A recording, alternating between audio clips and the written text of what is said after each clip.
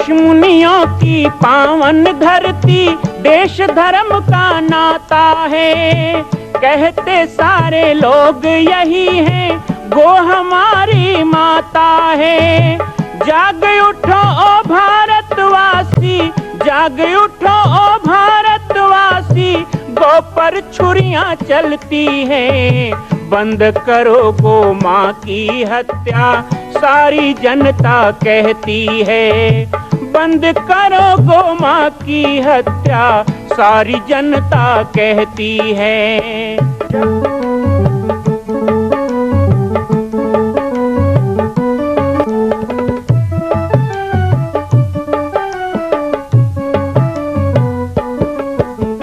जगह जगह पर बूचड़ खाना, लाखों गौएं कटती हैं। किसे सुनाए व्यथा हमारी, नैना नीर बहाती हैं। रक्षा करना गौ माता की, रक्षा करना गौ माता की, गीता ज्ञान सिखाती है। बंद करो गो माँ की हत्या, सारी जनता कहती है।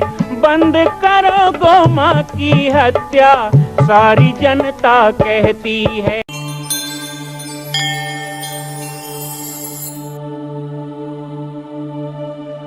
आप राम राम करो तो शिव जी को बुलाने की जरूरत ही नहीं पड़ेगी। जहां राम राम होगा वहां शिव है। राम का विरोध करने वाला कभी शिव भक्त नहीं हो सकता, और शिव का विरोध करने वाला कभी राम भक्त नहीं हो सकता। ये दोनों अलग अलग। तो भगवान संग शिव जी चले जा रहे, चले जा रहे। और किसके पीछे जा रहे थे? बोले भजन करने वालों। अब भगवान तो भोले बाबा, भोलेनाथ, भोले वाले।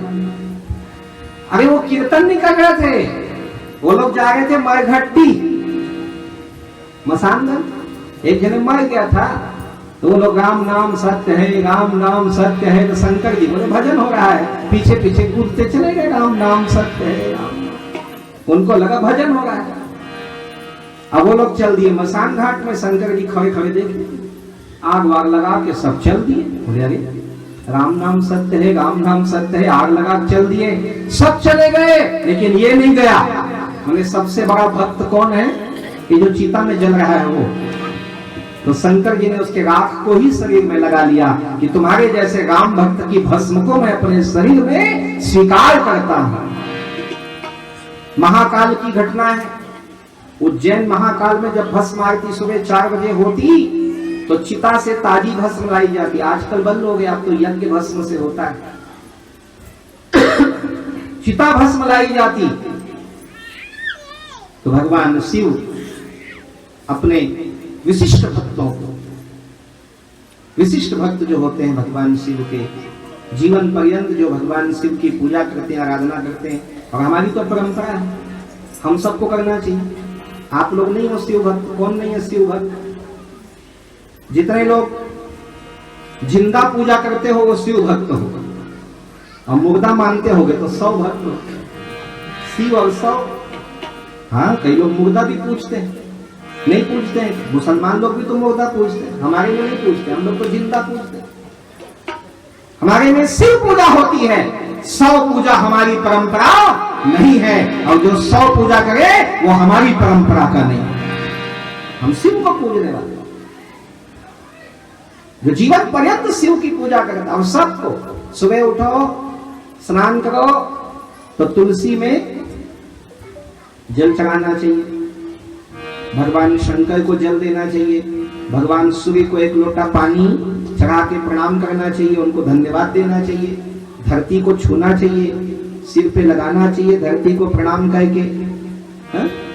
वायु को पवित्र करने के लिए कुछ भी गुंगा, लोभान, आजकल अगरबत्ती जलाते हो खैर, लेकिन इसकी जगह सुगंधित चीज जलाना चाहिए।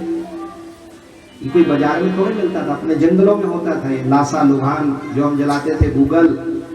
और कुछ नहीं है तो घी, चावल आग में डालना, 2 गड़ी, नहीं तो इतना सा नारियल भी डाल दो तो उसका सुगंध, कपूर जलाना। तो हम वायु को, धरती को, अग्नि को, जल को, सूर्य को, शिव को प्रणाम करने वाले लोग हैं। हमारा पूरा जीवन शिव पूजा में बीतना चाहिए। आप लोग केवल सावन में करते हो शिव पूजा, गलत। कई लोगों को देखता हूं 1 महीना सावन में धुआंधार, बाकी दिन कुछ नहीं। अभी सबसे ज्यादा तकलीफ किसको है जानते हो? सावन महीना में सबसे ज्यादा तकलीफ हो सकता है यहाँ अगल बगल भी लोग बेल पे थुथर हो ही बेचारे लगे। मतलब पागलपन है कि बस सावन सावन सोमवार पूजा पूजा पूजा। नहीं, शिव की पूजा सदा करो। 12 महीने पूजा करने का है भाई शिव की पूजा, लेकिन शिव के बिना तो हम सब हो जाएंगे। शिव ही तो जीवन है हमारा। तो जो जो भगवान शिव की पूजा करते हैं, भगवान शिव मृत्यु के पश्चात भी उनके शरीर का भस्म स्वीकार करते हैं, उनको ये सौभाग्य मिलता है। तो भगवान राम के नाम के बड़े प्रिय से हम लोगों को भी कल्याणमय जीवन जीना चाहिए। हम लोगों को भी भगवान राम अर्थात धर्म, अर्थात मर्यादा, अर्थात संपूर्ण संस्कृति, ये जो भारतीय संस्कृति कोई जाति पाति में बटा हुआ नहीं। भगवान शिव का कोई जाति पाति नहीं है, तो शिव भक्त का जाति पाति कैसे हो सकता है? जब भगवान शिव का जाति पाति नहीं है, हमने तो ये भी सुना है कि मक्का मदीना में भी लोग जाते हैं तो शिवलिंग को ही चूम के आते हैं, भले उनको ये नहीं पता कि वो शिव की पूजा करें। तो भगवान शिव की तो कोई जाति पाति धर्म मजहब नहीं है। और देवी देवता का तो चलो ये वैष्णव है, ये शाक्त है, लेकिन शिव कौन है? जो शाश्वत हो। इसीलिए हमारी संस्कृति में चाहे कोई भी जाति हो, कोई भी वर्ण हो, ब्राह्मण हो, क्षत्रिय हो, वैश्य हो, शूद्र हो, गिरिवासी, वनवासी, शहरवासी, ग्रामवासी, वनवासी, आदिवासी, सब के लिए कोई मान्य देव है तो वो परात्पर देव परब्रह्म भगवान शिव महादेव है, इसलिए उनको महादेव कहते हैं। तो ये जो स्थान है, चाहे वो पाटेश्वर मंदिर दक्कोटोला हो, चाहे जामड़ी पाटेश्वर धाम हो, ये सब जाति का स्थान है। बार बार दूत भेजा, भाई जाओ रावण को समझाओ, मान जाए, मेरे शरण में आ जाए, मैं उसे क्षमा कर दूंगा, माफ कर दूंगा।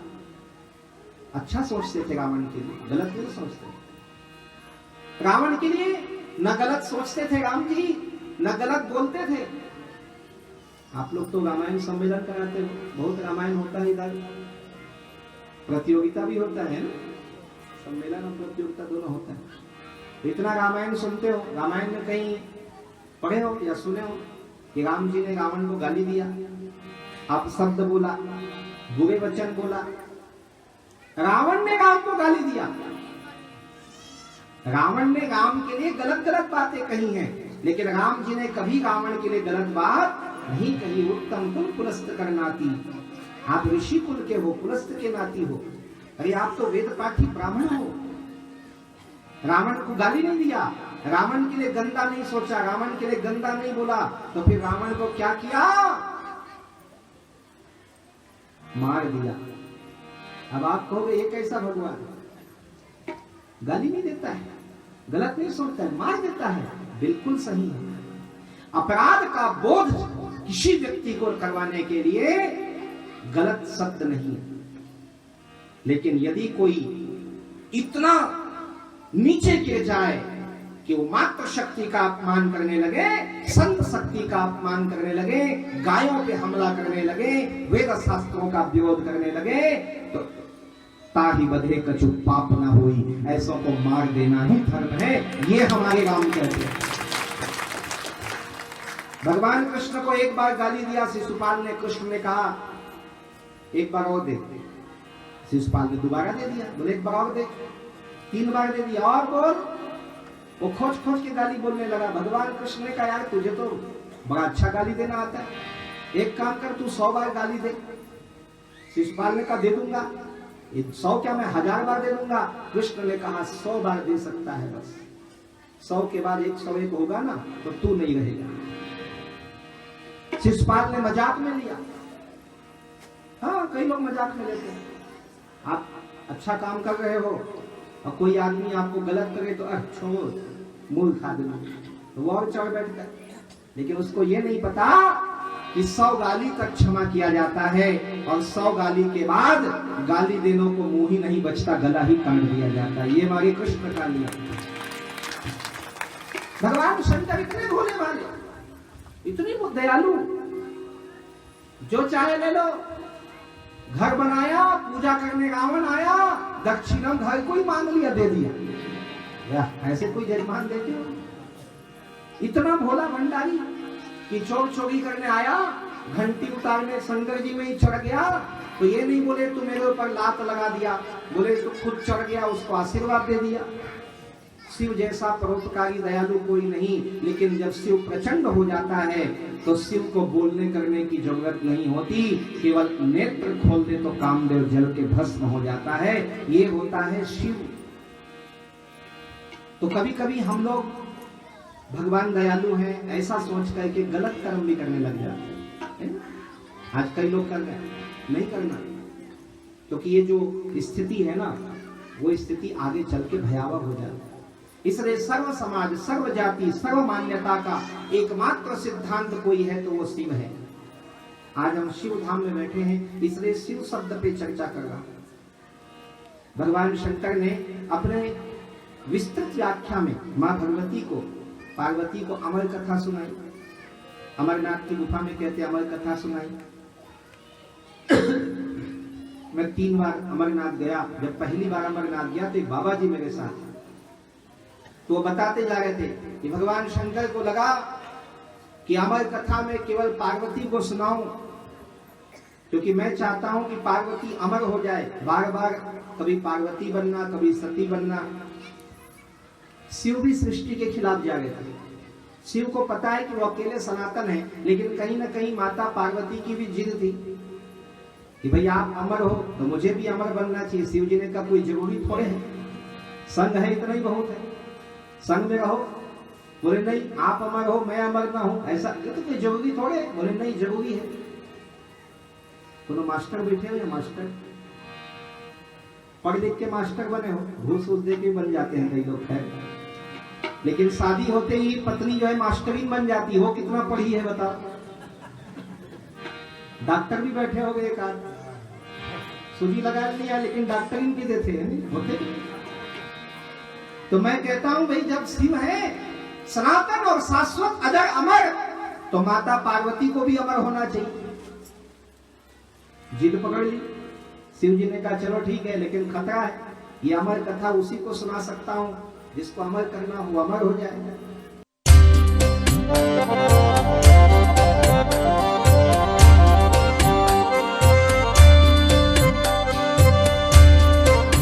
मां कौशल्या की पावन जन्मभूमि छत्तीसगढ़ प्रांत में बालोद जिला में स्थित है श्री सर्वसिद्ध शक्तिपीठ जामड़ी पाटेश्वर धाम।